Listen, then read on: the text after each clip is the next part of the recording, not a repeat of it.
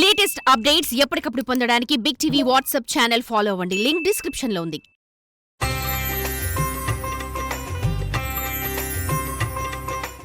ఈరోజు వెలిగించాల్సినటువంటి దీపం జ్ఞానదీపం.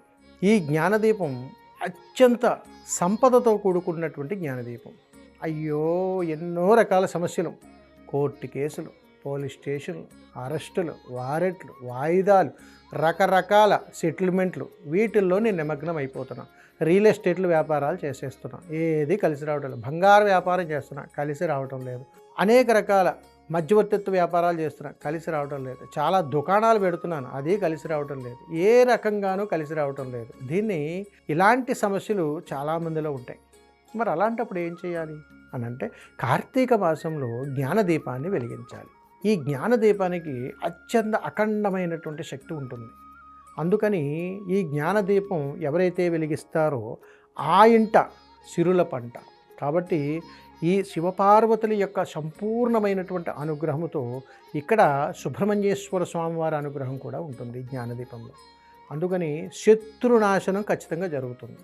అందుకని కుటుంబమంతా కూడా కలిసి నదీ పరివాహ ప్రాంతానికి వెళ్ళి నదిలో స్నానమాచరణ చేసి, కుటుంబం అంతా కూడా ఇంటిలో ఎంతమంది ఉంటే అన్ని దీపాలను ఇక్కడ వెలిగించాలి. జ్ఞానదీపం అంటే ఇంట్లో 4 వెళ్ళారా, 5 వెళ్ళారా, 3 వెళ్ళారా, 1 వెళ్ళారా, నదీ పరివాహ ప్రాంతంలో స్నానమాచరణ చేసి, ఆ నదీ పరివాహ ప్రాంతంలో ఉన్నటువంటి ఎదర ప్రదేశాన్ని కాస్త శుభ్రం చేసుకొని అక్కడ కాస్త ముగ్గును వేసి, ఆ ముగ్గు పైన కుటుంబంలో 4 5 చూసుకొని ఒక్కొక్కరికి 2 మట్టి ప్రమిదలు చొప్పున వేసుకుని దానిలో ఆవునేతిని వేసి చక్కగా 2 ఒత్తులను ఒక ఒత్తుగా చేసి దీపాన్ని వెలిగించండి.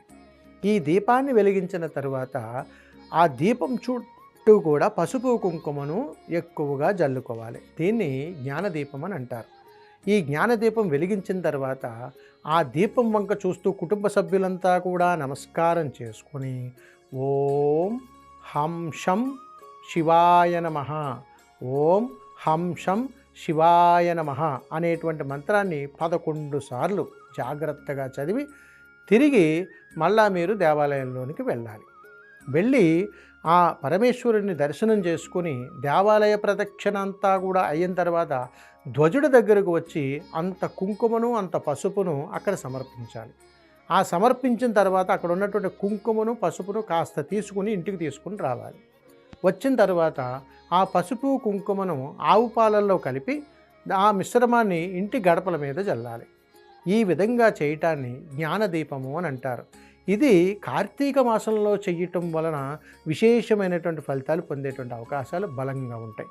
అందుకని చాలా సందర్భాలలో కుటుంబాలలోనూ, వ్యాపారాల్లో, ఉద్యోగాల్లో అనేక రకాలైనటువంటి సమస్యల్లో, రకరకాల యాగిల్లో చిక్కుకుపోతూ ఉంటాం. ఈ చిక్కుముడులన్నీ కుటుంబ సమస్యల నుంచి బయటపడటం కోసం కుటుంబంలో ఉన్నటువంటి వాళ్ళందరూ కూడా కలిసి వెలిగించుకునేటువంటి దీపం జ్ఞానదీపం అవ్వటం వలన ఆ ఇంట అందరికీ కూడా సంపూర్ణమైనటువంటి జ్ఞాన సంపద వస్తుంది. ఉద్యోగం కోసం ప్రయత్నం చేస్తున్నావా, వచ్చేస్తుంది. వ్యాపారం పెట్టాలనుకుంటున్నావా, పెట్టేస్తావు. రియల్ ఎస్టేట్ రంగంలో ఉండి ఏదో భూ విధాలు ఉన్నాయా, అయిపోతుంది. బంగారం వ్యాపారం చేద్దామనుకుంటున్నావా, సక్సెస్ అయిపోతుంటావు. ఇలాగా అనేక రకాలైనటువంటి విధానాలు ఇందులో ఉన్నాయి. కాబట్టి కార్తీక మాసంలో జ్ఞానదీపాన్ని వెలిగించండి, శివానుగ్రహాన్ని సంపూర్ణంగా పొందండి. సర్వే జనా సుఖినో భవంతు. శుభం. నమస్కారం.